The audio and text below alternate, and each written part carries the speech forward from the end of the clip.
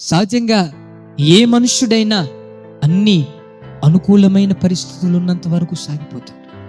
ఎప్పుడైతే సమస్య వస్తుందో, ఎప్పుడైతే ఇబ్బంది ఎదురవుతాదో, ఎప్పుడైతే శ్రమలు ఎదురవుతాయో అప్పుడే నా పరిస్థితి ఏంటి? కొన్నిసార్లు మనిషి కృంగిపోతూ ఉంటాడు.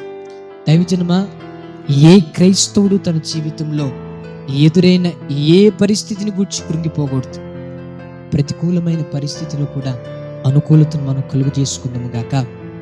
యోబు తాను దేవుని ఎదుట ఏ రోజు చెడు నడత నడవలేదు, ఎక్కడా దేవునికి ఆయాసకరంగా తాను జీవించలేదు. అయినా పిల్లల్ని కోల్పోయాడు, ఆస్తిని కోల్పోయాడు, పశు సంపద కోల్పోయాడు, అన్నీ కోల్పోయాడు, ఒంటరివాడిగా మిగిలిపోయాడు. యోబు భార్య యోబు దగ్గరికి వచ్చింది. అయ్యా, దేవుడు దేవుడు దేవుడు అని చెప్పి ఆ దేవుని దగ్గరికి వెళ్ళావు కదా, ప్రతిరోజు దహన బలి అర్పించేవాడు కదా, ఏం చేశాడు ఆ దేవుడు? ఉన్న ఆస్తిని తీసేశాడు కదా, ఉన్న ఐశ్వర్యాన్ని తీసేసాడు కదా, నీకు ఆరోగ్యమే లేకుండా అయిపోయింది కదయ్యా, ఇంకేం దేవుడు? దూషించి చనిపో.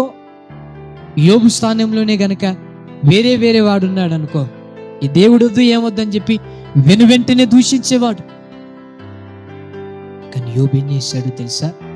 యెహోవా ఇచ్చెను, యెహోవా తీసుకుని పోయెను, ఆయన నామమునకు స్తుతి కలుగును గాక.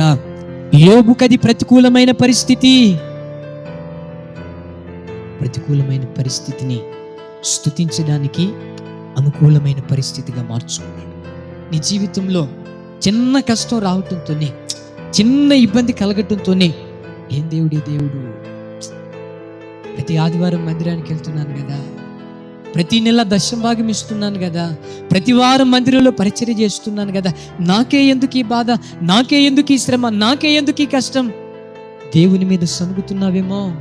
దైవజనమా, ఎప్పుడు దేవుని మీద మనం సనగకూడదు. నాకేం చేసావయ్యా? పొరపాటున దేవుని ప్రశ్నించకూడదు. ఏది చేసినా మన మంచి కోసమే దేవుడు చేస్తాడు. ఏ పరిస్థితి అయినా సమృద్ధిని దేవుడిచ్చాడా? మీరు ఇచ్చిన సమృద్ధి కొరకు నీకు స్తోత్రమయ్యా. దేవుడు ఐశ్వర్యాన్ని కలుగు చేశాడా?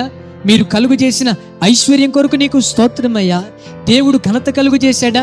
మీరు కలుగు చేసిన ఘనత కొరకు నీకు స్తోత్రమయ్యా అని చెప్పి ఘనతలో ప్రభువును స్తుతించాలి, ఐశ్వర్యంలో ప్రభువును స్తుతించాలి. ఇప్పుడు ఏమీ లేదు, నాన్న వాళ్ళు ఎవరూ లేదు, ఉండడానికి చక్కటి ఇల్లు లేదు, అనుభవించడానికి ఐశ్వర్యం లేదు, లోకంలో పేరు ప్రఖ్యాతులు లేవు.